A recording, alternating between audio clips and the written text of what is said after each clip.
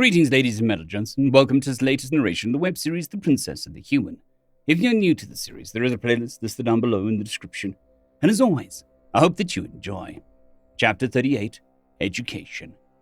Heart rate and breathing were regular. The two broken arms were fastened in their straighteners and showed no signs of complications. With a nod that wasn't really directed at anyone, Cathay confirmed that the princess's condition was still stable. After administering the next dose of chelating agents, she prepared the nutrient mix that would replace Her Highness's meals until she woke up. With the princess still unconscious, the entire palace was under strict lockdown.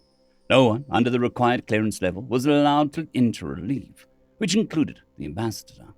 Cathay was glad that she was not the one who had to tell her that the negotiations, which would have continued today, were off, without being able to give her a reason. As a doctor, she barely knew anything about politics, but as a noble, knowing a few things was inevitable. Therefore, she knew that this was one of the things that could easily cause a lot of problems. Doc, looking up, Cathay could see Nadine standing in the frame of her destroyed door. You're back out later, the small alien interrupted her. First, how is she? She asked, gesturing towards the princess. So far, Her Highness is as well as can be, considering her situation. But it could still take a while until she wakes up. I see. Upon taking a closer look, the doctor realized that Nadine's expression was back to its hardened state. Didn't she go see the corpse to make peace with the situation? Or had something happened in the mortuary? Can we go there? As Cathay followed the direction of Nadine's finger, she could see that the small alien was pointing towards her private chambers. We can, but why? I'd like to discuss something in private and, this door doesn't exactly close anymore. So it was something not meant for the common ear. And she was right. While the two guards posted outside to keep the princess safe would stop anyone unauthorized from coming in, they couldn't exactly stop the sound of their voices. Nodding, Cathay led her guests into the living room and closed the door behind them. So what did you want to? The suicide was staged. The doctor blinked, not fully processing what she had just heard. I'm sorry, what? With an audible spite in her voice, Nadine explained what she had found out in the mortuary.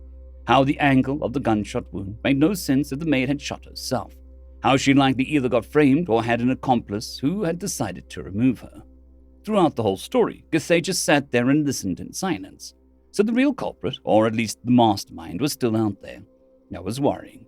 And yet, the first question that came to her mind was a different one. How do you know all of that? Nadine sighed and shook her head. The captain said the same thing. How do you guys not know that? I mean, I know that murder mysteries are not the most accurate depiction of reality, but that's a basic thing. Like, come on. What in the world do you mean by murder mysteries? Also, there is nothing basic about suicide, and this is the first time I've ever heard about someone staging one. Yet you talk about it as if it was something that happened frequently. A long pause followed, in which the two of them just stared at each other, confused. Starting to feel slightly panicked, Cathay decided to quickly resume her dialogue before her brain was able to interpret the silence. How? She almost had to force the words out. How do you know so much? I know your species lives long, but you aren't that old yet, and yet you know about medicine, politics, mathematics, technology, psychology, chemistry, biology, crimes, and whatnot. Just how? The small alien looked to the ground. Before I answer that, what does education on your planet look like? Or maybe yours specifically, as an example. What was the process that taught you your craft? I learned how to read and write and do basic maths, the doctor answered, unsure what Nadine was getting at. Then at the age of 5 cycles, I decided I wanted to become a doctor and receive the appropriate training. Theoretical education ended when I was 10 cycles old. I got lucky and managed to get a position as the assistant of the royal physician at the Sky Palace. Then about 2 cycles ago, Her Highness took me with her when she moved into the Star Palace. I see. Then I guess I have to tell you about your people have a very different understanding of what basic education means compared to mine. In fact, bar a few exceptions, my knowledge of most of the topics you mentioned is considered rudimentary for a human, or at least would be, if I were a bit older. Older? Didn't you say that you were average for your age? Cathay asked and cocked her head. We were talking about physically back then, Nadine reminded her. In terms of education, I hate to brag, so let's just say an average 15-year-old or 24-cycle-old wouldn't have been allowed to join a colony expedition. I would still be at school. at 24 cycles, you'd still be at school on average. Basic education lasts until we're 18 years, so about 30 cycles. By the time the average first world child starts working full-time, a Veneeri would already have died of old age, though in other regions, like the USAC, it's not as long. That was a lot to take in. Gathai needed so much of her thinking capacity to process this new information that she didn't even ask Nadine what she meant by first world. She previously had some ideas on what the human's long lifespan made possible, but hearing it outright was something else. So humans spent what he called an entire lifetime's worth solely on education, and that didn't even factor in the practical knowledge gathered over time. Now she really wanted to meet a 100-cycle-old human doctor who had what would be multiple generations' worth of experience for her. It's also not rare for a human to learn multiple professions, Nadine continued, either because they switch paths or because they benefit from a combined knowledge. That doesn't appear to happen here, does it? It doesn't, Gathai affirmed. No Veneeri could afford to waste that much of their life. So basically, you know close to nothing on topics that don't involve medicine. I doubt common knowledge is a term that means as much in this conversation, so bar a few exceptions, more or less, yes. Then, back to the topic at hand. That also means that state suicides might have happened in the past. You specifically just wouldn't know it. The doctor thought for a moment. Yes? But it still can't have happened often. Who is usually in charge of investigating crimes? Depends.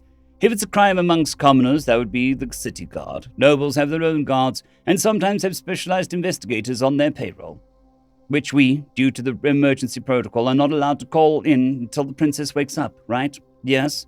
So solving crimes is most of the time just a side gig, Nadine concluded, obviously dissatisfied. I wished our crime rates were low enough to afford to do that. While Gathai was once again unsure about some of her words, the context made it clear what she meant. So, what now? The doctor inquired after another pause. Well, I managed to convince the captain to continue the investigation. I also told him to be as secretive as possible to not tip off the culprit. Still, I can't just sit idly and watch. I owe Her Highness way too much. Also, don't get me wrong, but the guards already got fooled once. Are you sure that's a good idea? The doctor awkwardly asked. Despite all, Nadine wasn't immortal, and the culprit had made it clear that they were willing to do. Besides, how would you even go about it? The small alien thought for a while. I guess that depends on whether that maid was an accomplice or just a scapegoat. If it's the latter, it had to be someone in the palace who was often close to the princess. In other words, one of the servants. If, however, she herself was the one who did the deed, then it could be anyone who had a motive. Probably either the similar grudge that the maid supposedly had, or they would profit from her death. Can you think of someone like that? Ignoring people like Kaiten, who we can obviously rule out. But why would you even think of His Highness in this context? Well, because he obviously has the most to gain from it. Should his sister die, he would inherit the throne. I know he would never do it, which is why I said that we can obviously rule him out. But it's still a fact that we need to remember. Did he maybe have supporters amongst the nobles who would rather see him on the throne? Now Gathai started to really get scared by the alien's train of thought. How do such things even come to your mind? Well, Nadine answered with a shrug. That's more or less what the history of our nobility looked like, especially during the Dark Ages. Sometimes even in the modern era.